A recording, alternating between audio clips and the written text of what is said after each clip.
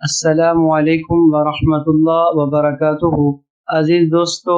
آج ہم آپ کے لیے ایک بہترین تحفہ لے کے آئے ہیں۔ بہت سارے لوگ بیماریوں کا بھی شکار ہوتے ہیں اور تنگ دستی بھی ہوتی ہے، بلکہ اکثر ایسے ہوتا ہے جب ہاتھ تنگ ہوتا ہے اسی وقت ہی مسائل کا زیادہ سامنا کرنا پڑتا ہے۔ حدیث پاک میں آتا ہے، ایک دفعہ جناب نبی کریم صلی اللہ علیہ وآلہ وسلم ایک شخص کے پاس سے گزرے جو بیماری کی حالت میں تھا۔ آپ صلی اللہ علیہ وسلم نے حال دریافت فرمایا تو وہ کہنے لگا، اے اللہ کے حبیب صلی اللہ علیہ وسلم، بیماری بھی ہے، تنگ دستی بھی ہے۔ جناب نبی کریم صلی اللہ علیہ وآلہ وسلم نے ارشاد فرمایا، میں آپ کو کچھ کلمات تلقین کرتا ہوں، ان کلمات کو پڑھتے رہنا، اللہ تبارک و تعالی آپ سے بیماری اور تنگ دستی کو دور فرما دیں گے۔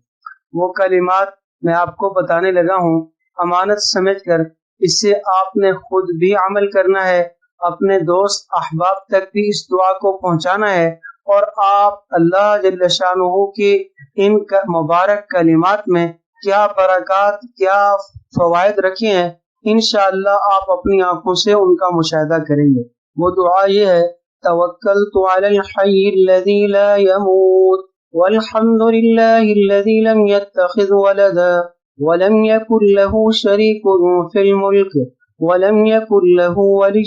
من الذل وکبرہ تکبیرا۔ میں بھروسہ کرتا ہوں اس ذات پر جسے کبھی موت نہیں آئے گی، اور تمام تعریفیں اس اللہ ہی کے لیے ہیں جس کے لیے کوئی اولاد نہیں ہے، اور نہ ہی جس کا سلطنت میں کوئی شریک ہے، اور نہ ہی عاجزی ہے اس کو کہ اس کا کوئی مددگار ہو، اور اس اللہ کی بڑائی بیان کیجیے۔ کچھ عرصے بعد دوبارہ اسی صحابی کے پاس گزر ہوا تو وہ دیکھا کہ وہ پہلے سے بھی زیادہ خوشحال ہے، اور اللہ تعالیٰ نے اس کو اس بیماری سے بھی نجات عطا فرما دی۔ ایک روایت میں ہے، حضرت ابو ہریرہ رضی اللہ تعالیٰ عنہ بیان کرتے ہیں، کنز العمال کی روایت ہے کہ جناب نبی کریم صلی اللہ علیہ وسلم نے ارشاد فرمایا، مجھے جب بھی کوئی مشکل حال آتا تو جبرائیل امین مجھے یہ کلمات تلقین کر کے جاتے، توکلت علی الحی الذی لا یموت الحمد للہ الذی لم يتخذ ولدا ولم يكن له شریک فی الملک ولم يكن له ولی من الذل وکبرہ تکبیرا۔